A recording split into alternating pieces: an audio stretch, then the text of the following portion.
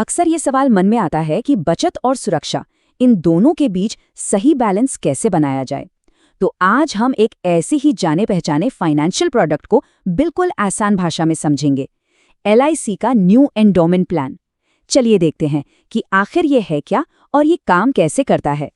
ये एक ऐसा सवाल है जो शायद हम सबके मन में कभी ना कभी आता है। भविष्य के लिए पैसे कैसे जोड़े जाएं और उसी के साथ साथ आज अपने परिवार को फाइनेंशियली सेफ कैसे रखा जाए, इन दोनों लक्ष्यों में तालमेल बिठाना सच में एक चैलेंज है। और इसी चैलेंज का एक जवाब हो सकता है LIC का न्यू एंडोमेंट प्लान। सीधे साधे शब्दों में कहें तो ये एक ऐसा फाइनेंशियल टूल है जो एक साथ दो काम करता है। एक तो ये पॉलिसी लेने वाले के लिए पैसे बचाता है और दूसरा उनके परिवार को एक लाइफ इंश्योरेंस का सुरक्षा कवच देता है। तो इस प्लान को अच्छी तरह से समझने के लिए हम इसे 5 आसान हिस्सों में देखेंगे। पहले हम समझेंगे कि ये दोहरे लक्ष्य कैसे पूरे करता है। फिर ये जानेंगे कि इसे कौन कौन ले सकता है। इसके बाद इसके 2 बड़े वादों पर बात करेंगे। फिर देखेंगे कि इसे अपने ज़रूरतों के हिसाब से कैसे बदल सकते हैं और आखिर में वो कौन सी छोटी छोटी मगर ज़रूरी बातें हैं जिन पर ध्यान देना चाहिए। तो चलिए सबसे पहले इसके कोर आइडिया की बात करते हैं। देखिए, ये प्लान एक ही प्रीमियम से 2 अलग-अलग फाइनेंशियल गोल्स को पूरा करने की कोशिश करता है। एक है बचत और दूसरा है सुरक्षा। इसे आप 2 सिचुएशन से समझ सकते हैं। पहली है सुरक्षा, मतलब अगर पॉलिसी की अवधि के दौरान पॉलिसी होल्डर के साथ कुछ अनहोनी हो जाती है तो उनके परिवार को एक फाइनेंशियल सपोर्ट मिलता है।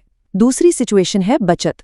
अगर पॉलिसी होल्डर पॉलिसी के आखिर तक ठीक ठाक रहते हैं तो उन्हें भविष्य के लिए एक मुश्त यानी लंप सम अमाउंट मिलता है।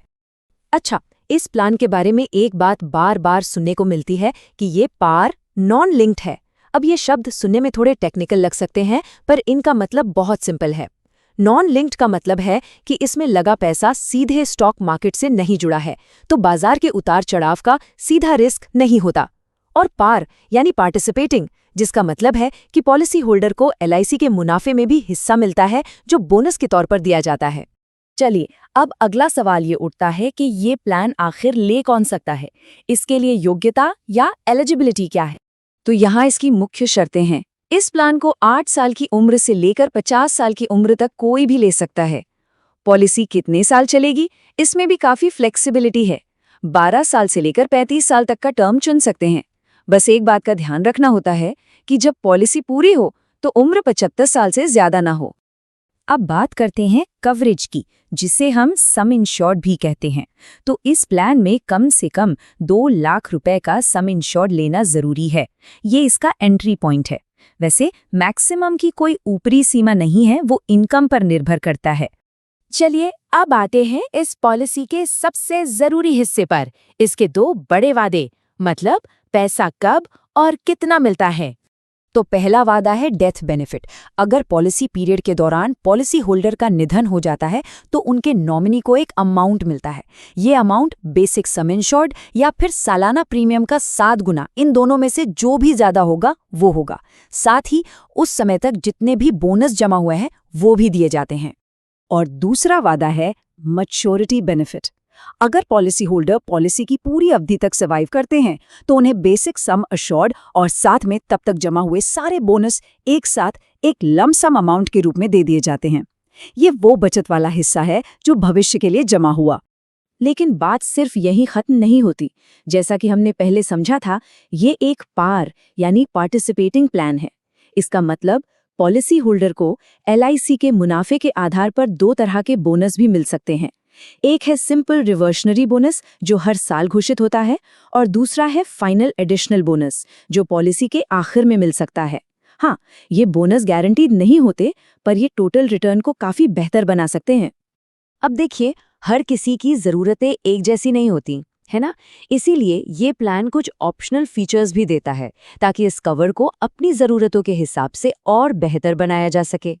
इन्हें कहते हैं राइडर्स। आप इन्हें एक्स्ट्रा टॉपअप्स की तरह समझ सकते हैं, जिन्हें थोड़ा एक्स्ट्रा प्रीमियम देकर पॉलिसी के साथ जोड़ा जा सकता है।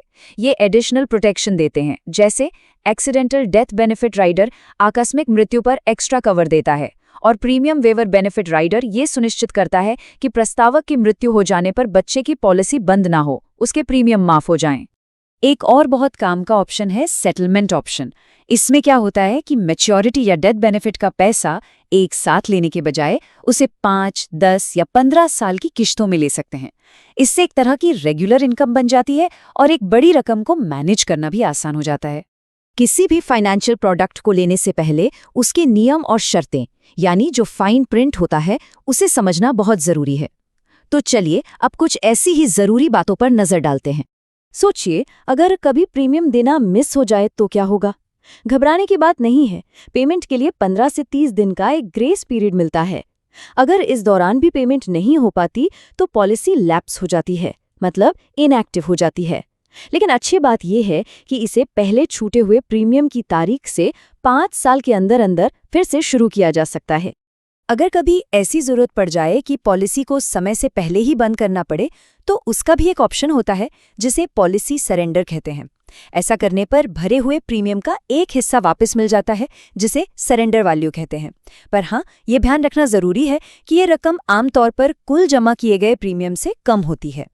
ये चार्ट दिखाता है कि सरेंडर वैल्यू समय के साथ कैसे बढ़ती है। आप देख सकते हैं कि शुरुआती सालों में ये चुकाए गए प्रीमियम का एक छोटा सा हिस्सा ही होती है, लेकिन जैसे जैसे पॉलिसी पुरानी होती जाती है ये परसेंटेज बढ़ता जाता है। इससे एक बात तो साफ है कि पॉलिसी को जितने लंबे समय तक चलाया जाए, फाइनेंशियली उतना ही बेहतर रहता है। और हाँ, कुछ और ज़रूरी बातें, जैसे कि इस पॉलिसी के अगेंस्ट लोन भी लिया जा सकता है, जो अचानक पैसों की ज़रूरत को पूरा कर सकता है। पॉलिसी के कागजात मिलने के बाद 30 दिन का फ्री लुक पीरियड मिलता है।